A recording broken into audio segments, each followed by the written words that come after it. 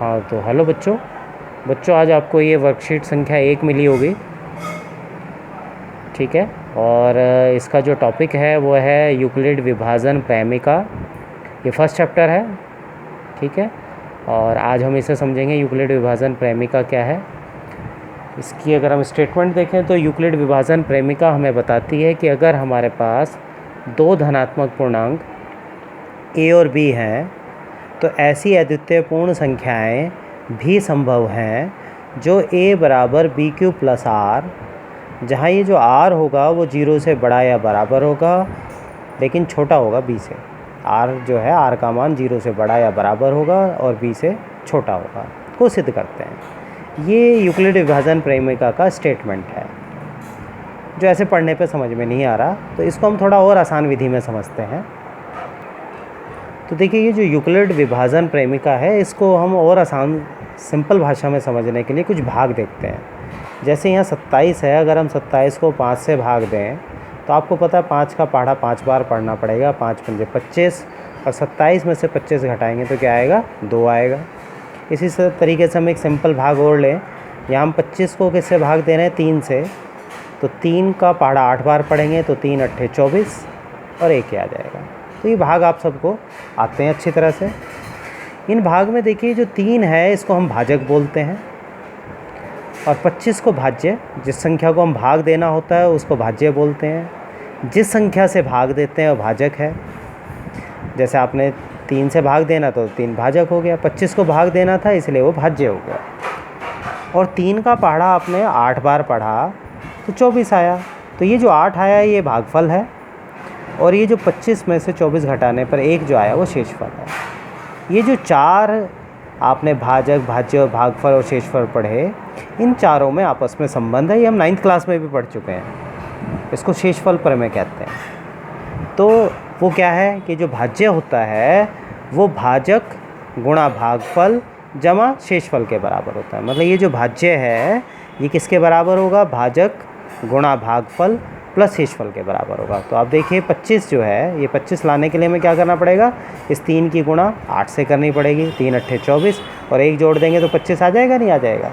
तो ये संबंध आपने याद रखना है कि जो भाज्य है वो भाजक गुणा भागफल प्लस शेषफल के बराबर होता है। ये लाइन आपको याद होनी चाहिए, ये वाली।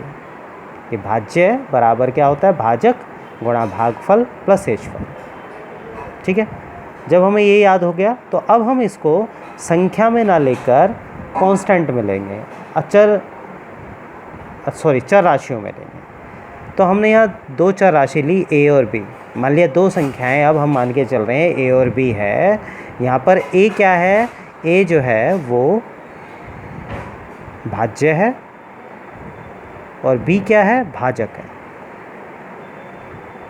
तो अगर हम a को b से भाग दें और q जो है वो भागफल आए और r क्या है, शेषफल आए, ऐसा अगर हम मान लें कि 2 संख्याएं हैं जिसमें हम a को किससे भाग दे रहे हैं, b से, और q क्या आ रहा है, भागफल आ रहा है, और r क्या आ रहा है, शेषफल आ रहा है। तो अगर हम इसमें इसको अप्लाई करें तो भाज्य कौन है, a है, तो भाज्य की जगह हम a लिख देंगे। भाजक कौन है, b है, तो b लिख देंगे। भागफल कौन है, q है, भागफल q है, और प्लस शेषफल क्या है, r। तो यूक्लिड विभाजन प्रमेय ये कहती है कि अगर 2 धनात्मक पूर्णांक a और b हैं और इस तरीके से हैं कि उनमें q और r भी एग्जिस्ट कर रहा है, तो a बराबर बी क्यू प्लस आर लिख सकते हैं। तो अब आपको समझ में आ गया होगा, a बराबर बी क्यू प्लस आर का मतलब भाज्य बराबर भाजक गुणा भागफल प्लस शेषफल। यहाँ पर a कौन है, a भाज्य है, b कौन है, भाजक है, q कौन है, भागफल है, और r कौन है, शेषफल है।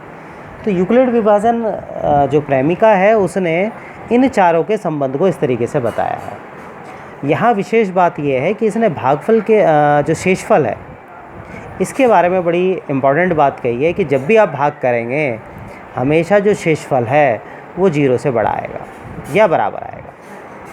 कभी भी आपने भाग दिया होगा तो जो भागफल है वो शेषफल है, जो शेषफल है वो हमेशा 0 या 0 से बड़ा आया होगा, कभी भी नेगेटिव नहीं आया होगा। ये जो शेषफल है कभी भी नेगेटिव नहीं आया होगा। तो यही बात यूक्लिड विभाजन प्रेमिका ने कहा है कि जो शेषफल है वो हमेशा 0 होगा या 0 से बड़ा होगा, 0 से छोटा कभी नहीं होगा। एक बात तो ये कही है इम्पॉर्टेंट। दूसरी बात यूक्लिड विभाजन प्रेमिका ने ये कही है कि जो शेषफल है वो हमेशा इस भाजक से छोटा होगा, ये हमेशा इस भाजक से छोटा होगा। ये बात बहुत इम्पॉर्टेंट है, जिसकी वजह से यूक्लिड विभाजन प्रेमिका इम्पॉर्टेंट है कि जो शेषफल होता है वो 0 या 0 से बड़ा होता है और भाजक से हमेशा छोटा होता है। अब मान लिया आप 5 से भाग दे रहे हैं तो शेषफल जो है कभी भी 7 नहीं आएगा, 6 नहीं आएगा या नेगेटिव नहीं आएगा, -1, -2, -3 नहीं आएगा कभी भी। शेषफल हमेशा 0 आ सकता है, 0 से बड़ा हो सकता है और भाजक से हमेशा छोटा होगा। 5 से भाग दे रहे हैं तो शेषफल हमेशा 5 से छोटा होगा, 3 से भाग दे रहे हैं तो 3 से छोटा होगा। ये है यूक्लिड विभाजन प्रेमिका। मुझे लग रहा है अब आपको समझ में आ गई होगी। ठीक है बच्चों, ओके। अब आप देखिए इसका एक इन्होंने एग्जाम्पल दिया हुआ है। यूक्लिड विभाजन प्रेमिका सब बच्चों को समझ में आ गई होगी, इस वीडियो को बार बार देखना, ना समझ में आए तो। अब देखिए इन्होंने एग्जाम्पल दिया हुआ है कि दर्शाइए कि प्रत्येक धनात्मक समपूर्णांक 2q के रूप में होगा, जबकि प्रत्येक धनात्मक विषम पूर्णांक 2q + 1 के रूप में होगा। तो इस सवाल को देखिए कैसे करा गया है, अगर हम इस एग्जाम्पल को देखें करें तो इस एग्जाम्पल के लिए इन्होंने क्या करा, एक a मान लिया, क्योंकि जैसे हमें आपको पता है ये हमारी यूक्लिड विभाजन प्रेमिका हमेशा हर सवाल में ये लेके चलेंगे। तो हर सवाल में हमें a और b सपोज़ करना पड़ेगा, या आप केवल b सपोज़ कर लो, a तो अपने आप आ जाएगा। हमें हर सवाल में क्या सपोज़ करना पड़ेगा, b का मतलब भाजक क्या है। तो क्योंकि हमारा सवाल 2q के रूप में है तो यहाँ पर हम b क्या मान लेंगे, 2 मान लेंगे। तो हम ले लेंगे कि माना a धन पूर्णांक के लिए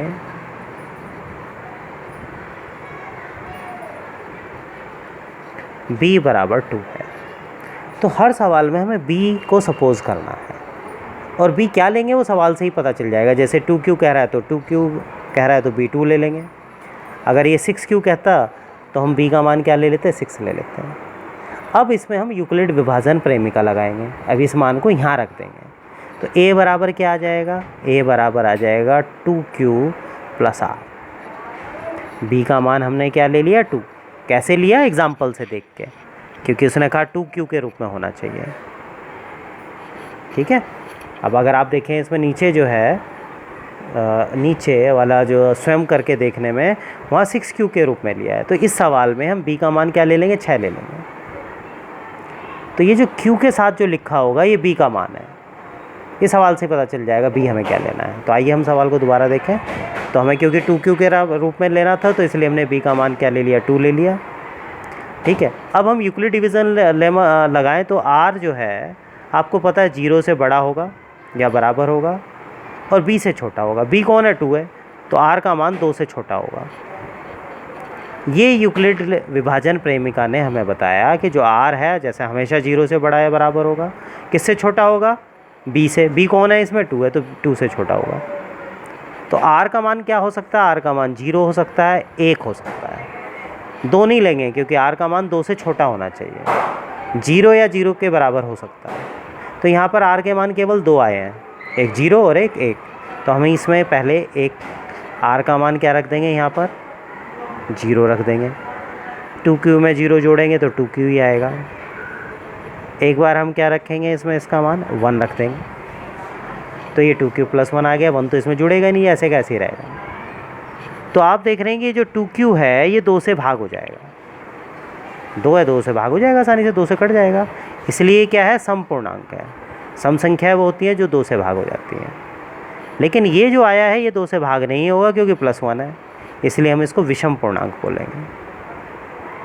यही हमें सिद्ध करना है। देखिए अब एग्जाम्पल में अगर आपको दिखाई दे रहा है तो यहाँ पर हम ये लिखा ना, a एक धन पूर्णांक है, हमने b क्या मान लिया, 2 मान लिया। कहाँ से पता चला, मैं बार बार कह रहा हूँ q के साथ जो लिखा होगा b होगा। तो b 2 मान लिया तो यहाँ पर क्या आ गया, b की जगह 2 आ जाएगा, 2q है ना। और r हमने बता ही दिया 0 या 1 2 2 से छोटा होगा, ये 2 नहीं लेना है, यहाँ पे गलत दिया इन्होंने, ठीक है। और यहाँ पर ये 2q हो जाएगा और ये 2q + 1 आएगा, ये 2 नहीं आएगा, ये गलत लिखा हुआ है इसमें, ठीक है। आ रही है आपको बात समझ में? तो यहाँ पर ये इसका आंसर हो जाएगा।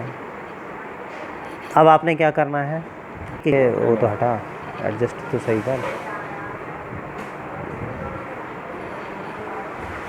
तो देखिए नीचे ये जो एग्जांपल दिया हुआ दर्शाइए कि कोई धनात्मक विषम पूर्णांक 6q + 1, 6q + 3, 6q + 5 के रूप में हो सकता है। तो यहाँ पे हमें क्या करना है, वही इसी तरीके से इसको सपोज करना है a बराबर, लेकिन यहाँ इस 2 की जगह क्या ले लेंगे, 6 ले लेंगे। r क्या हो जाएगा, अब 6 से छोटा हो जाएगा, यहाँ पर 2 की जगह क्या आ जाएगा, 6 आ जाएगा। अब हमें r का मान क्या लेना है, 0 से लेके 5 तक लेना है, 6 से छोटा। तो उस एग्जांपल में r क्या हो जाएंगे, 0 हो जाएगा, 1 2 3 4 और 5, और सारे मान ऐसे ही रखेंगे, पहले 0 रखेंगे, फिर 1 रखेंगे, फिर 2 रखेंगे, फिर 3 रखेंगे, फिर 4 रखेंगे, फिर हम 5 रखेंगे। और देखेंगे कि जो 2 से भाग नहीं हो रहा वो विषम है, तो आप देखेंगे यही 3 आएंगे जो 2 से भाग नहीं हो रहे होंगे, बाकी 2 से भाग हो रहे होंगे। आया है समझ में? तो इसे आप समझिए। इसके बाद हम यूक्लिड विभाजन प्रेमिका की हेल्प से HCF निकालना सिखाएंगे।